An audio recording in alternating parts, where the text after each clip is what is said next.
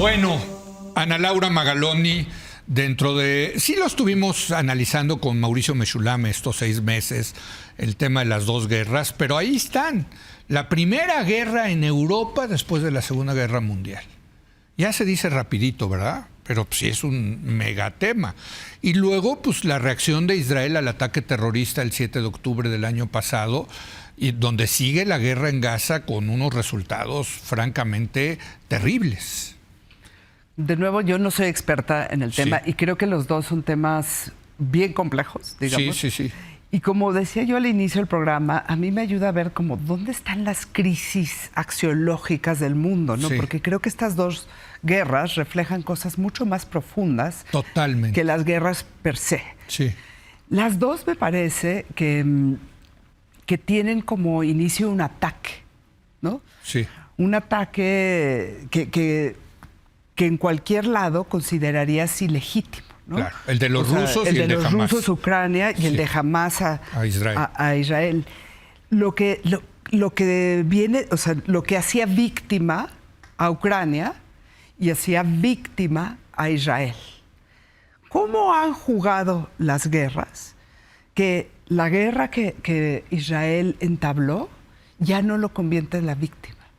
Es tan rudo lo que está haciendo hacia Hamás, que ya la valoración sobre quién es la víctima ya cambió. Sí. En cambio, en Europa, en el caso de Ucrania, no.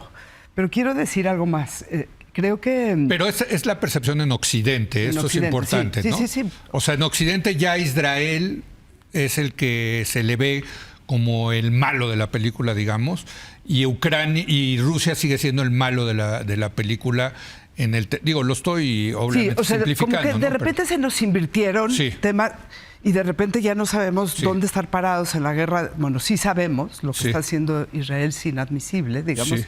La segunda cosa que creo que hace más inadmisible a Israel es que la historia judía tiene que ver exactamente, la legitimidad de la historia judía tiene que ver con que padecieron eso los judíos. Sí. El ser realmente tratados de ser exterminados por los nazis es justamente lo que no puedes hacer ahora con el pueblo palestino con pretexto de Hamás. Y entiendo que el pretexto Hamás no es menor, digamos. Sí, o sea, lo que argumenta Israel es que Hamás se mete en la población civil, se esconde en la población civil, entonces no hay manera de atacar a Hamás si no acabas afectando a la población civil, pero es un hecho que acabas afectando a la población civil. Y que esa es la tercera cosa que me parece interesante de las 2 guerras.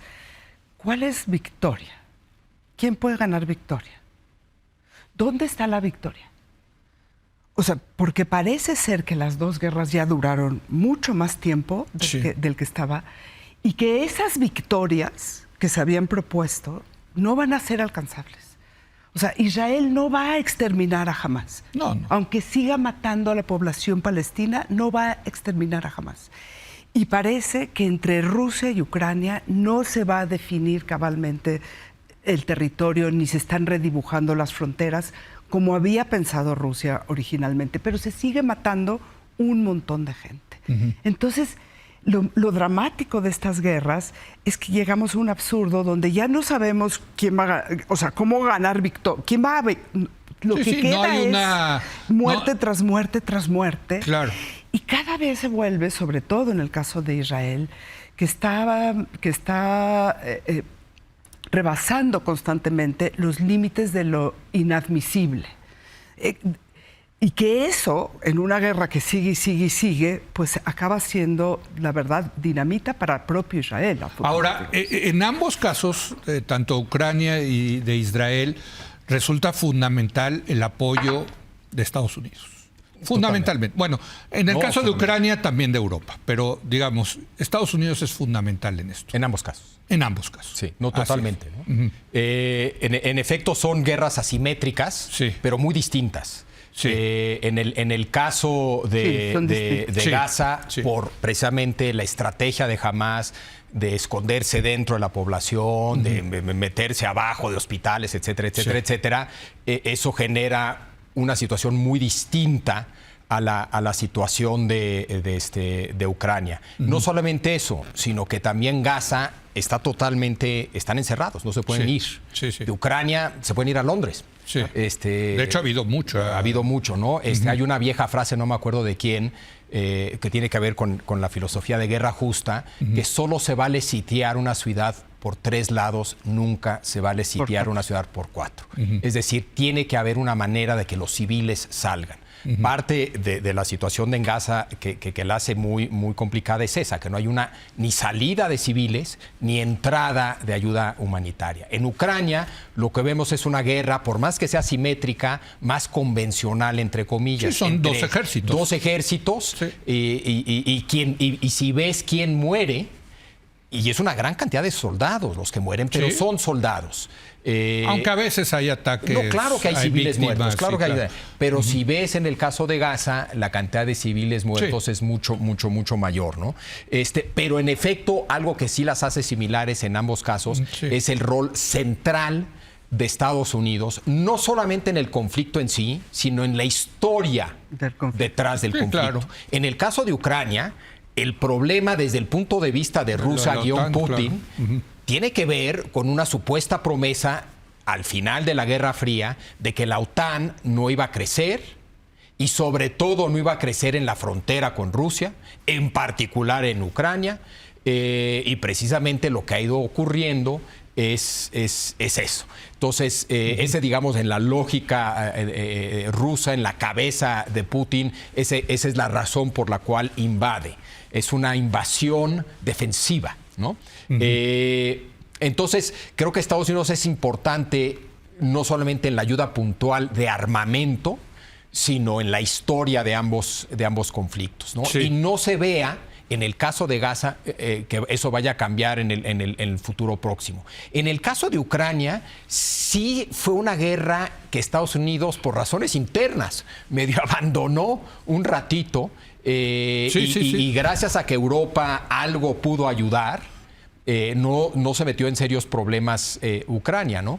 Pero sí hay la sensación, por lo menos en Ucrania, de que a raíz de que empezó la guerra en Gaza, Ucrania pasó a un segundo plano. Sí, totalmente. Ahora, en Estados Unidos. Ahora hay que decirlo, otra cosa que comparten es que creo que tú lo decías, no se ve por dónde pueda acabar esto, cuál es la salida, ¿no?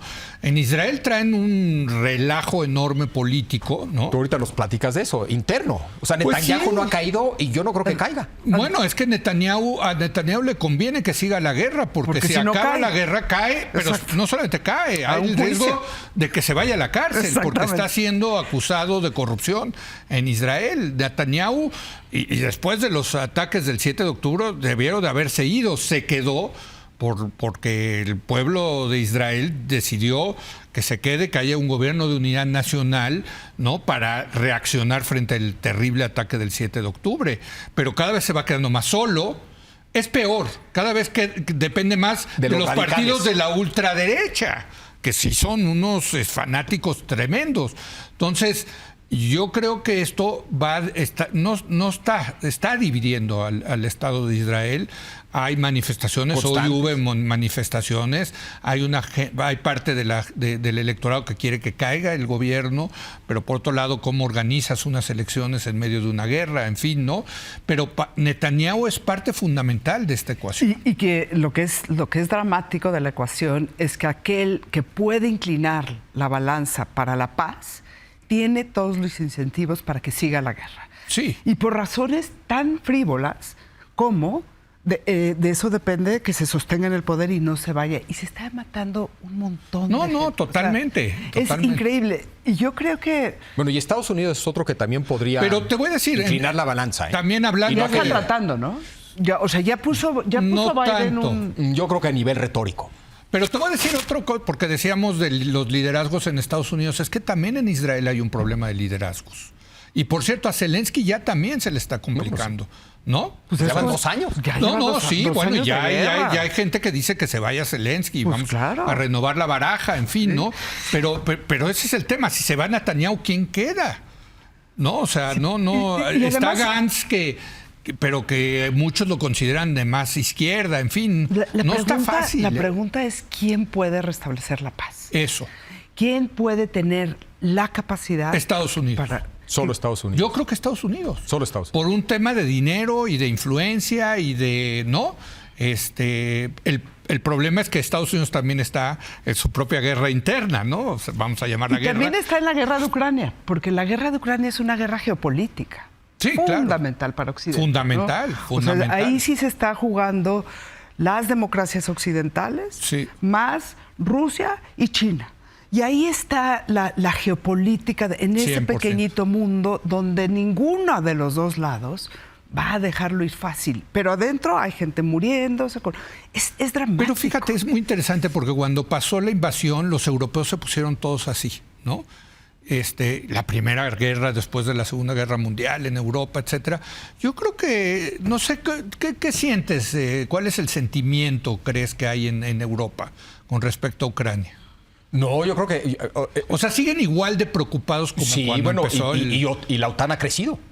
Bueno, la OTAN ha crecido. Sí, claro. yo sí creo. Ahora Suecia, Finlandia, claro. Vuelven a tener ejércitos. No, bueno, y se unieron ya a la OTAN, como tú dices, ¿no? Y el problema ahí es que del lado ruso se ve un Putin que solamente está dispuesto a negociar si se cumple una serie de cosas que parecen impensables. Ya dijo 20%, ¿no? Del territorio. Son 4... Es un tema de territorio, es un tema de la OTAN, y es un tema de asegurar que lo que él llama los neonazis, ¿no? El nacionalismo ucraniano, no tenga la posibilidad de estar en el poder. Bueno, son 3 requisitos casi imposibles de cumplir, ¿no? Claro. Y por el otro lado, parece estar dispuesto a que muera porque están muriendo una cantidad de soldados rusos bestial. Sí, también.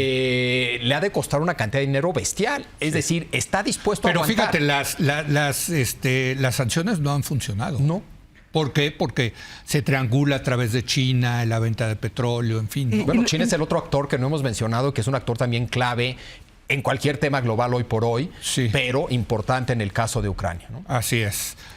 Sí, porque además lo que se están jugando es quién va a controlar el mundo y cómo, ¿no? Bajo qué... Viejo problema. Sí, viejo problema. Y como que o sea, la guerra está diseñada para un pleito que no tiene fácil solución. No. Y lo que es más dramático es que no hay manera de que pare esa guerra de Ucrania. Y salvo que cambien las coordenadas en Israel y en Estados Unidos agarre más fuerza, tampoco. No va a cambiar. Yo veo más probable que cambien las coordenadas en Israel. Pero te voy a decir cuál es lo trágico. Yo veo una solución más viable en Ucrania que en Gaza. ¿De verdad? Es que te voy a decir, en Gaza puede... No van a parar de matar. Es que yo creo que el problema, no sé qué piensas tú, pero el problema no es tanto Gaza, sino, digamos, que Israel se retirara de Gaza, pero el tema del terrorismo y de... eso va a seguir un buen rato, ¿no? Sí, lo que está haciendo, ¿no? Que ya paren los rehenes, ya luego la guerra seguirá, pero de otra manera, ¿no? Sí. Bueno, para documentar nuestro optimismo, vamos a hacer una breve pausa y vamos a regresar con otras elecciones. India, Gran Bretaña, Francia, ¿no? Lo que está pasando en Venezuela. En fin, hay muchos temas. Regresamos en un momento más.